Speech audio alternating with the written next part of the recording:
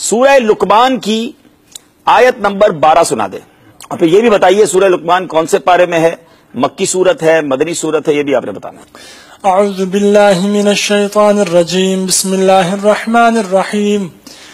وَلَقَدْ آتَيْنَا لُقْمَانَ الْحِكْمَةَ أَنِ اشْكُرْ لِلَّهِ وَمَنْ يَشْكُرْ فَإِنَّمَا يَشْكُرُ لِنَفْسِهِ وَمَنْ كَفَرَ فَإِنَّ اللَّهَ غَنِيٌّ حَمِيدٌ۔ اللہ اکبر، بالکل صحیح آیت پڑھی آپ نے، امیزنگ۔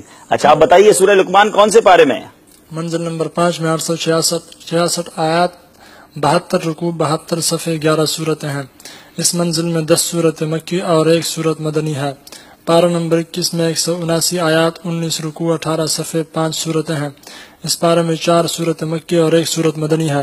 سورہ لقمان مکیہ، سورہ لقمان مکہ مکرمہ میں نازل ہوئی۔ اس صورت میں 34 آیات اور 4 رکوع ہیں۔ سورت کی رکوع نمبر 2 میں 8 آیتیں ہیں۔ اللہ، اس کا صفحہ نمبر بتائیں گے؟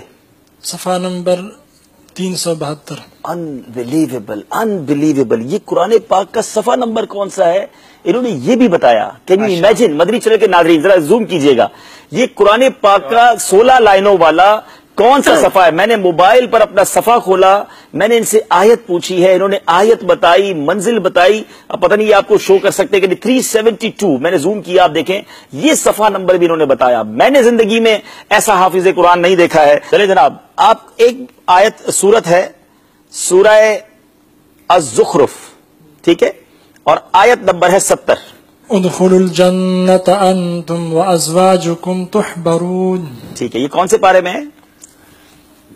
پارہ نمبر 25۔ ٹھیک ہے، اچھا یہ اس کا پیج نمبر بتا سکتے ہیں؟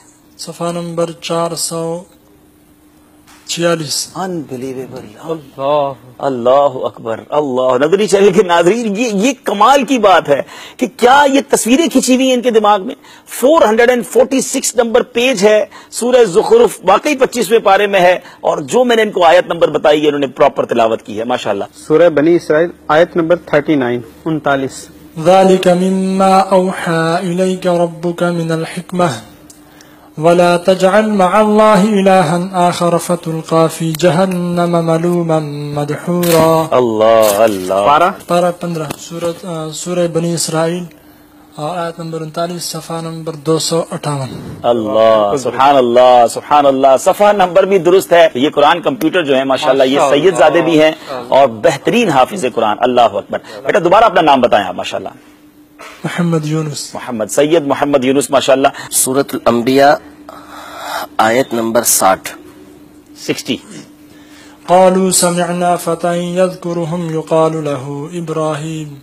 اللہ اکبر، اللہ اکبر۔ جی مدنی چینل کے ناظرین یہ ہے ماشاءاللہ، اللہ ایسا حافظہ ہم سب کو نصیب فرمائے۔ یہاں تو آج پڑھی ہوئی باتیں یاد نہیں ہوتی، آج ملاقات ہو تو کل نام یاد نہیں ہوتا۔ یہ بھی کہتے ہیں علماء کہ جو نسیان ہے وہ اسیان کی وجہ سے ہوتا ہے، گناہوں کی بھی وجہ، ایک وجہ یہ بھی ہے۔ تو اللہ مجھے اور آپ کو گناہوں سے بچنا نصیب فرمائے۔ گناہ زیادہ ہوتے ہیں تو بندہ بھولنے لگ جاتا ہے۔ اگر آپ چاہتے ہیں کہ آپ کا حافظہ مضبوط ہو تو اپنے آپ کو گناہوں سے بچائیں۔